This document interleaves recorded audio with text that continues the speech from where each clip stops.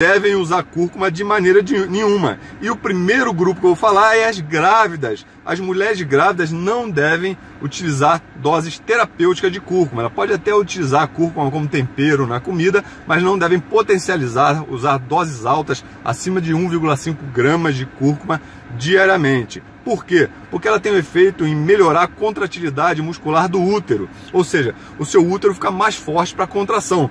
A mulher que está grávida, se ela tiver uma contração uterina e estiver usando a cúrcuma, essa contração for mais forte, ela pode até causar um aborto nessas mulheres. E se o seu filho já nasceu e você está amamentando, também é indicado que você não use grande quantidade de cúrcuma, porque não tem estudos científicos mostrando a segurança de utilizar a cúrcuma em mulheres que estão amamentando também. O segundo grupo que deve ter muito cuidado para a utilização da cúrcuma é que tem algum problema na vesícula. Por exemplo, a vesícula biliar, que é embaixo do fígado, pode ter várias pedras. E se algumas dessas pedras soltarem e entupirem os ductos biliares, os canais onde sai a bile, pode ser um grande problema, porque a cúrcuma também aumenta a força de contração da vesícula. E imagine, se você está com um entupimento do canal onde sai o líquido biliar e você aumenta a contração, isso pode causar muitas dores e pode até levar você para uma necessidade de uma cirurgia de urgência. A cúrcuma também tem o efeito de deixar o seu sangue mais fluido, ele fluindo melhor, mas ele atrasa um pouquinho a coagulação sanguínea. Então, se você utiliza alguma medicação anticoagulante, você deve ter muito cuidado em utilizar a cúrcuma. Por exemplo, se você está utilizando heparina, varfarina, aspirina, clopidogrel, que são substâncias que aumentam o seu tempo de coagulação, o tempo de quando você tiver uma ferida, para essa ferida cicatrizar. Se você utilizar a cúrcuma, pode ser que aumente ainda mais esse tempo, você tendo o risco de aumentar o seu sangramento, a sua perda sanguínea. E se você vai fazer uma cirurgia que vai sangrar, uma cirurgia que corte a sua pele, corte tecidos e vá ocorrer um sangramento, é indicado que você não use cúrcuma pelo menos nas 2 semanas antes dessa cirurgia, para não ter um risco de um sangramento adequado que pode piorar a sua recuperação nessa cirurgia.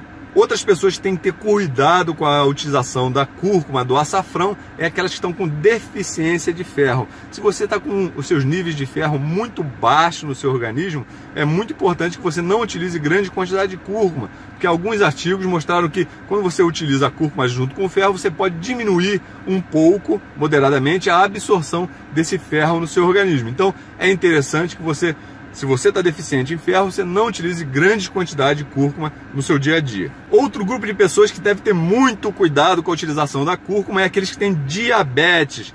Principalmente se eles usam medicamentos para controlar os níveis de glicose. Então, pessoas que têm diabetes e utilizam insulina ou hipoglicemia anti-orais, que são medicamentos para baixar os níveis de glicose, como a metformina, glibenclamida, então devem evitar de tomar altas doses de cúrcuma. Por quê? Não é porque a cúrcuma faz mal para diabetes, é porque ela tem o efeito de melhorar esses pacientes com diabetes, ajudar a controlar a glicose, ela diminui os níveis de glicose no seu organismo. Então, se você já está tomando algum remédio para baixar a glicose e toma mais a cúrcuma, que vai auxiliar, você corre o risco de ter níveis muito baixos de glicose no seu corpo e ter uma hipoglicemia. Agora, a cúrcuma é benéfica para quem tem diabetes, ela ajuda a controlar os níveis de glicose, mas tem que ser bem conversado com o seu médico para ele começar a utilizar a cúrcuma e diminuir o número de medicamentos que você está tomando para controlar a diabetes. Então tem muito cuidado para você não sofrer com uma hipoglicemia causada pela cúrcuma.